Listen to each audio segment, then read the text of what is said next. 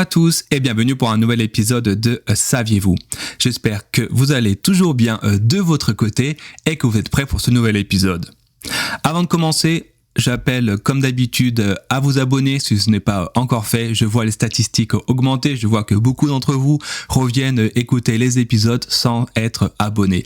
Alors faites-le dès à présent, mettez sur pause, cliquez sur abonnement, peu importe, un petit like, un petit commentaire et on sera bon. Aujourd'hui, pour l'épisode qui nous concerne, je vous préviens par avance, le thème n'est pas forcément très joyeux, mais en fait cela vous fera certainement réfléchir, en tout cas ça a été le cas pour moi. Question du jour, est-ce que les animaux peuvent se suicider ? Et oui, je vous l'avais dit, le sujet est un peu morbide, mais cela vous permettra, j'espère, ça a été comme je vous l'ai dit, le cas pour moi, de réfléchir un petit peu sur ce qui nous entoure. Pendant très longtemps, on a estimé que la possibilité de se suicider était réservée aux humains. Pourquoi ? Parce que philosophiquement, pour pouvoir se suicider, il faut qu'on ait la conscience de sa propre existence, la conscience du temps qui passe et également la conscience de savoir ce qu'il faut faire pour mettre fin à ses jours. Et pendant très longtemps, on a pensé que tout ça, les seules personnes, les seuls êtres sur Terre qui étaient possibles de réunir ces conditions étaient les humains. Évidemment, le temps a passé, les siècles, les gens ont évolué et la société humaine s'est reposé la question si au final un animal pouvait finalement se suicider. Et il faut attendre l'époque victorienne en Angleterre où on commence alors vraiment à s'intéresser au comportement animal et on commence du coup à regarder de plus près ce qui se passe chez nos amis les animaux. Et là, des constatations écrites commencent à être produites, dont une en particulier qui date de 1845, donc qui est issue du journal l'Illustrated London News, donc qui est un journal anglais de l'époque, où on rapporte qu'un chien, un Terre-Neuve, avait réagi de manière un peu particulière en se jetant volontairement dans l'eau et en se jetant dans l'eau, mais en restant totalement immobile dans l'objectif de couler.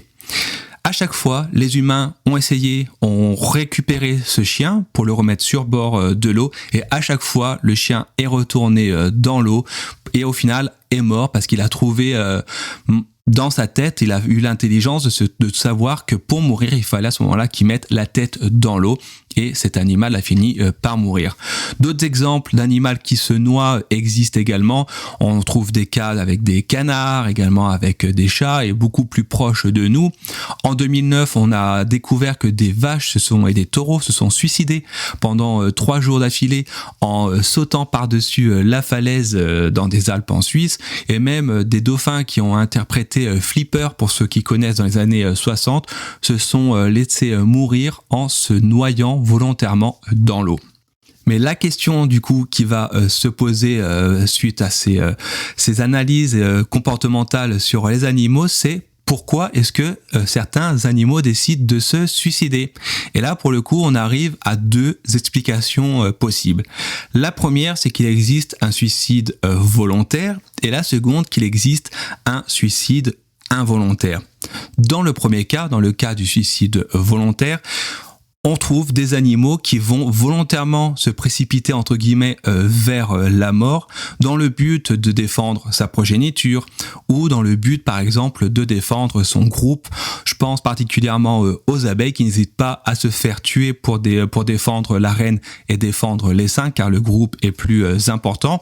Et également d'autres comportements que je vais vous faire découvrir maintenant et qui moi-même m'ont étonné que je ne connaissais pas.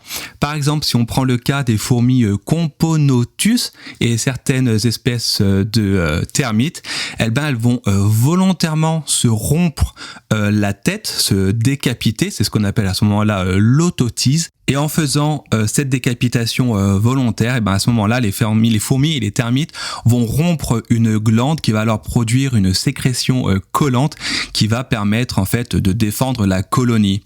Et de la même manière, on peut voir certains pucerons qu'on appelle les pucerons des pois qui vont volontairement, une fois, je suis désolé, c'est un peu dégoûtant, se faire exploser lorsque le puceron en question se sent menacé par une coccinelle Et tenez-vous bien, l'explosion peut être tellement importante, forcément à la taille d'un puceron, que cela peut alors tuer carrément les coccinelles qui se trouvent autour du puceron qui a explosé.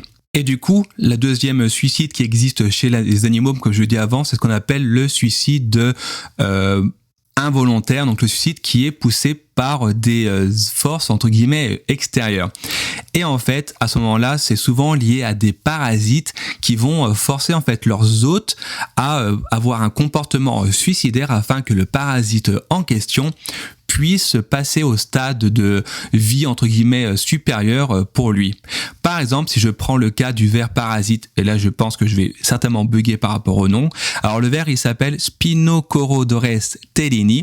Et ben en fait, ce parasite, il se développe chez les sauterelles et les grillons, et jusqu'à que ce parasite soit grand à l'intérieur de ses hôtes, et ben au moment où il a grandi assez, il va forcer son hôte, donc la sauterelle ou le grillon, à sauter volontairement dans l'eau et donc se noyer dans l'eau, dans l'objectif de se reproduire, car ce ver parasite ne se reproduit que dans l'eau. Et il existe également d'autres vers, par exemple, du moins d'autres parasites qu'on peut retrouver par exemple dans les rats et dans les souris et qui vont inhiber le comportement de survie, l'instinct de survie qui pousse alors les rongeurs à s'éloigner des chats, des chiens et des autres prédateurs. Et à ce moment-là, le parasite va changer le comportement du rongeur afin que celui-ci se jette dans la gueule du prédateur en question. On arrive à la fin de cet épisode. J'espère qu'il vous aura éclairé sur ce sujet éminemment philosophique et qui pose beaucoup de questions sur finalement les sentiments des animaux.